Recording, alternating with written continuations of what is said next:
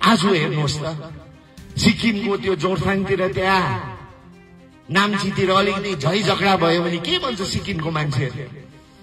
पारीबाट आयो गुण्डा। तिनीहरूमा सिक्किमलाई भारतसँग एकत्रित हुँदाखेरि सिक्किममा धेरै कामहरू निक्लेको थियो। टिचरको काम, इन्जिनियरको काम, अफिसरको काम इत्यादि कहाँबाट गयो?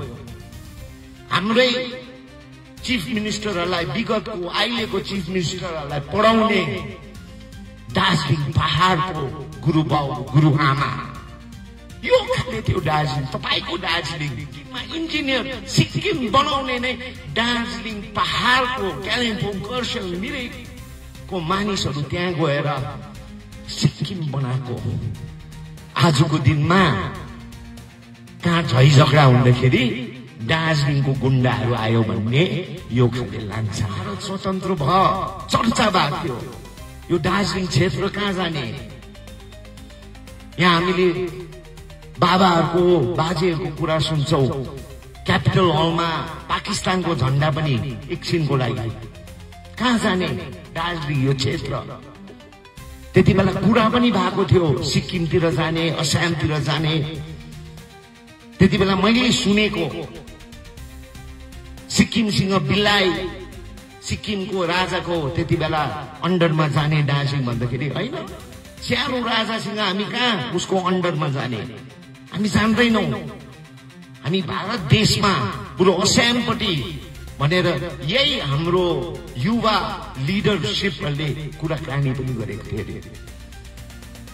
कालिम्पोङको होम्स ग्राउन्डमा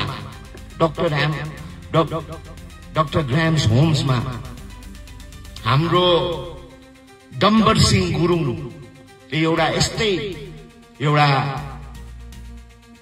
भेटघाटमा भनेको थियो अरे हामी ट्राइबल होइनौं, नेपाली भाषी। कसरी चाहिँ ट्राइबल हुन सक्छ? अरिबहादुर गुरुङ जस्तो वरिष्ठ नेताहरू हामी जंगलतिर होइन, हामी त भारतलाई लिड गर्ने, कन्स्टिट्युसनमा सिग्नेचर गर्ने यस्तो खाले जाति हो, न त कि हामी ट्राइबल। अध्ययन गर्नुपर्छ। आजको दिनमा हामीले 50 साल 80 साल पछि आज हाम्रो मुद्दाहरू हेर्नुहोस् न। त्यति बेला अग्रज युवा नेताहरूले सिक्किमसँग नहुने, राजाको मुनि नबस्ने सानो राजा उसको मुनि बसेर के पाउँछ? दार्जिलिङ। हामी त एकदम एडभान्स अगाडि। ट्राइबल पनि हामी कहाँ हुन्छौँ? ट्राइबल यत्रो पढेको लिडरशिप छ यहाँ दार्जिलिङमा। हामी अरू जस्तो होइन भन्ने। आज 80 साल 70 साल पछि हामी कति चाहिँ पिछल्टे। सिक्किमलाई लैजाऊ कि लैजाऊ, हामी एक हुनु चाहन्छौँ भन्ने आज 80 साल पछि आज फेरि कुरा हुँदैछ। आज 80 साल पछि जुन चाहिँ दार्जिलिङले सम्पूर्ण भारतको गोर्खाहरूलाई नेतृत्व गर्ने दार्जिलिङले आज ट्राइबल हामीलाई स्टेटसको लागि हामी दैलोहरू ढकढकाउँदैछ, माग्दैछौँ। कहाँ चाहिँ पुग्यो यो 50 सालमा? खै त्यो युवाहरू जुन चाहिँ युवाहरूले चाहिँ दार्जिलिङको एउटा शान, दार्जिलिङको लिडरशिप हरेक क्षेत्रमा शैक्षिक, सामाजिक, पोलिटिकल लिडर, गोर्खा जातिहरूको लिडर दार्जिलिङ। आज हेर्नुहोस् त सिक्किमको त्यो जोरथाङतिर त्यहाँ नाम्चीतिर अलिकति झै झगडा भयो भने के भन्छ सिक्किमको मान्छेहरूले? पारीबाट आयो गुण्डाहरू। अहिले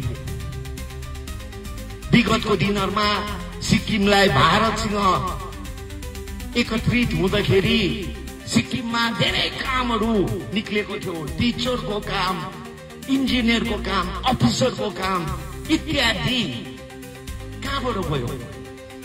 हाम्रै चिफ मिनिस्टरहरूलाई, विगतको अहिलेको चिफ मिनिस्टरहरूलाई पढाउने दार्जिलिङ पहाडको गुरुबाउ गुरुआमा यो खाले थियो दार्जिलिङ। तपाईको दार्जिलिङ सिक्किममा इन्जिनियर सिक्किम बनाउने नै दार्जिलिङ पहाडको कालिम्पोङ खरसाङ मिरिकको को मानिसहरू त्यहाँ गएर सिक्किम बनाएको आजको दिनमा कहाँ झैझगडा हुँदाखेरि दार्जिलिङको गुण्डाहरू आयो भन्ने यो खाले लान्छना 50 सालमा कहाँ पुग्यो दार्जिलिङ? तपाईहरुको दार्जिलिङ कहाँ पुग्यो?